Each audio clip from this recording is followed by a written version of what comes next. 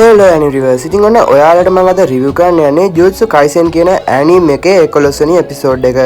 මෙගුමිට මොනවද වුනේ? මෙගුමිගේ ඩොමේන් එක එයාට හරියට ඕපන් කරගන්න පුළුවන් වුණාද? ඉතින් එයාට රෙගීට මොනවද වෙන්නේ? ඉතින් මෙන්න මේ වගේ ගොඩක් පොයින්ට්ස් තියෙනවා අපිට අද වීඩියෝ එකේ කතා කරන්න.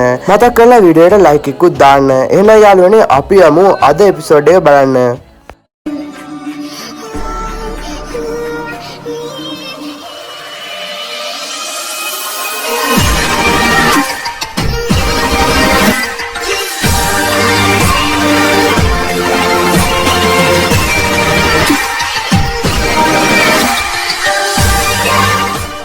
ඉතින් ඔන්න වීඩියෝට යන්න කලින් කියන්න ඕනේ වීඩියෝ එක කරන පරක් වුණේ වීඩියෝ එකේ බොඩි ප්‍රශ්නයක් තිබ්බා. මොකක්ද කිව්වොත් වීඩියෝ එක මම රිවිව් කරලා තියෙනවා සම්පූර්ණයෙන්ම වැරදි. ඉතින් අන්න ඒ වැරද්ද හදාගන්න තමයි මේ ටික දවස් ගියේ. අපි යමු වීඩියෝ එකට.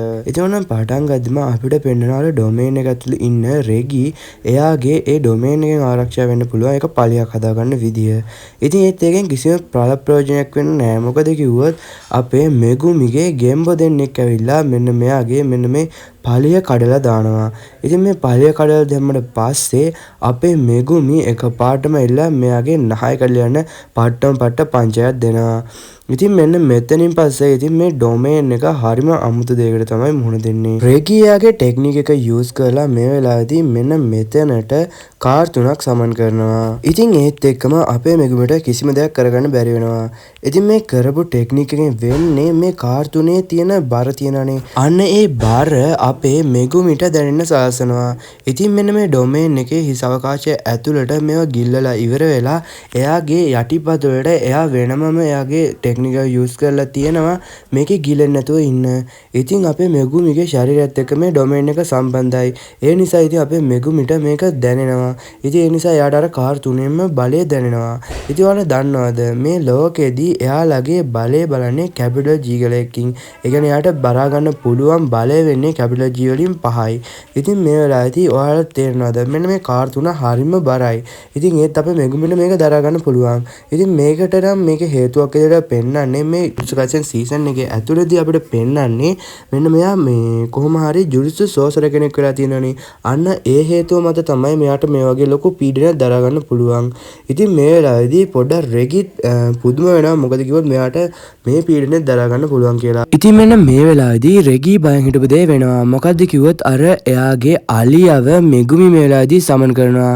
ඉතින් මෙගුමි මේ අලියව රෙගිගේ ඇඟුඩට දැම්මට පස්සේ ඉතින් රෙගිට දරා ගන්න පීඩනය අපේ මෙගුමිට දරා ගන්න පීඩනයටත් වඩා ඉහළ එකක්. ඉතින් මේ වෙලාවේදී ඒ රෙගිගේ එක කකුලක ඩැමේජ් එකකුත් වෙනවා. ඉතින් මෙන්න මේ වෙලාවේදී ඒ කියන්නේ රෙගි තීරණය කරනවා මේ අලියාගේ පීඩනයට දරා ගන්න බැරි නිසා මෙන්න මේ අවකාශය ඇතුලේ ගිලෙන්න ඕනි කියලා. ඒ කියන්නේ මේ ඩොමේන් එකේ පහළ කොටසට එයාව ගිලෙන්න එයාම හිතා ගන්නවා එයා ගිලෙන්න ඕනි කියලා. ඉතින් මේ හැමදේම හැදිලා තියෙන්නේ මෙගුමිගේ හෙවණැල්ලින් කියලා මෙලදී රෙගීට මීටර වෙන්නේ නැහැ. ඉතින් ඒ නිසා තමයි එයා කල්පනා කරන්නේ මෙතෙන්දී එයා ගිලුනොත් හොඳයි කියලා. ඉතින් මෙයාට මේ පීඩනේ දරා ගන්න බැරුව මෙයා කොහොම හරි මෙහෙම හිටගෙන හිටියොත් මෙයා මෙලදී චප්ප වෙනවා. අන්න ඒ නිසා තමයි මෙයා මේ වගේ තීරණයක් ගන්නෙ. ඉතින් එයාගේ ජීවිතය බේර ගන්න එක එයාට වටින නිසාද කොහෙද තමයි එයා මේ තීරණය ගත්තේ. හැබැයි ඉතින් එයාට තේරෙනවා මෙන්න මේ අවකාශය ඇතුලේ එයාට කිසිම දෙයක් කරන්න බෑ. ඒ කියන්නේ එයාව නිකන් පල්ලෙහාට ගිලනවා වගේ. කිසිම ඉඩක් නෑ එයාට මොනවත් කරන්න. ඉතින් එයා ඒ නිසා එයාට හුස්ම ගන්නත් බෑ එතනදී. ඉතින් එයා ඒ නිසා එයාගෙම අර පල්ලෙහාට ගිල්ලපු කාර් එකක් තියෙනනේ.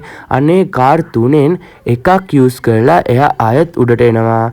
ඉතින් මෙහෙම උඩට ආවට පස්සේ එයා කියනවා මම දැන් කාර් එකක් උඩට ගත්තා. උඹට දැනෙන පීඩනයක් දැන් අඩු ඇති. ඒක උඹට වාසියක් කියලා මම දන්නවා. හැබැයි කමන්නේ ඒක නිසා මගේ ජීවිතේ බේරුණා කියලා මේ වෙලාවේදී රෙගි මෙතනදී මේ අපේ මෙගුමිට කියනවා. ඉතින් මෙතනදී මෙයා ආයෙත් පල්ලෙහාට බැහැලා එයාගේ ටෙක්නික් එක යූස් කරන් තමයි හදන්නේ.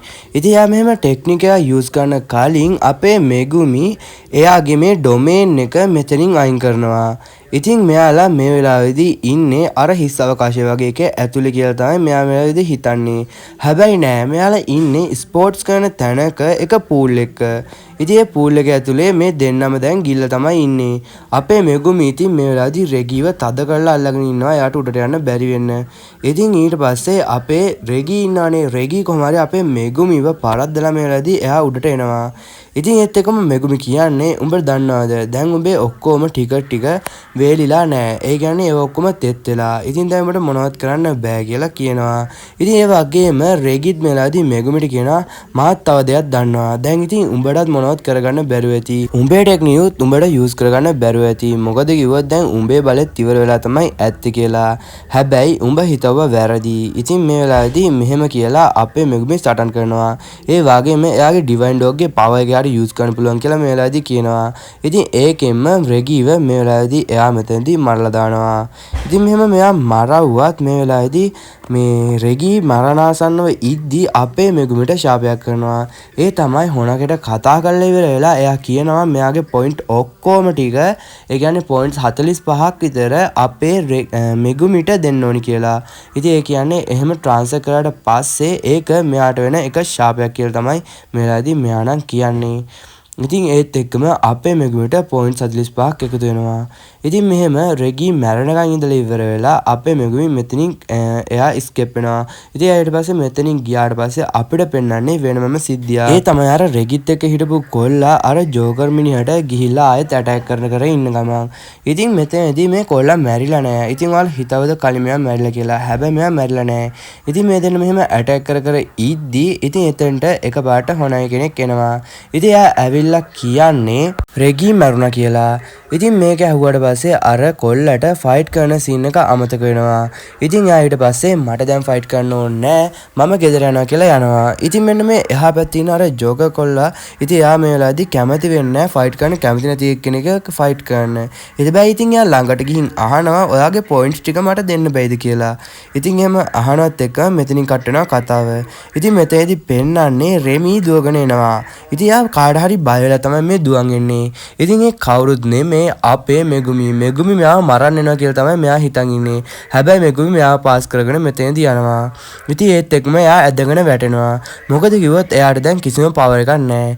ඒත් එක්කම මෙතෙන්ට අර ඒන්ජල් එනවා. ඉතින් මෙයාටත් ඕන වෙලා තිබ්බේ අර ඒන්ජල් හොයාගන්න. මොකද කිව්වොත් එයාට පුළුවන් එතකොට එයාගේ මිෂන් එක කම්ප්ලීට් කරගන්න ගොජෝ සෙන්සර් අර කියුබ් එකෙන් එළියට ගන්න. අන්න ඒකටයි. ඉතින් අන්තිමට කොහොම හරි අපිට කලින් ගේම් එකේ ඉස්සරහ වෙන්න තියෙන කොටස් ටිකක් පෙන්නනවා. ඒ වගේම අලුතෙන් එන තියෙන කැරක්ටර්ස්ලා ටිකකුත් පෙන්නනවා. ඉතින් මේත් එක්කම මෙන්න මේ එපිසෝඩ් එක මෙතනින් ඉවර වෙනවා. ඉතින් එපිසෝඩ් එක ගන්න පාරක් වුණ හේතුව මම ඔයාලට මුලදී කිව්වනේ. ඉතින් මම මේ කලින් දාන්න හදලා තමයි තිබ්බේ. හැබැයි මගේ ගොඩක් අඩුපාඩු තිබිලා තියෙනවා. ඉතින් ඒවා හදාගෙන වීඩියෝ එක දාන්න තමයි මෙච්චර කල් ගියේ. එහෙනම් යාළුවනේ අලුත් එපිසෝඩ් එකකින් හම්බෙමු. ඔයාලා හැමෝටම සයෝනාරා.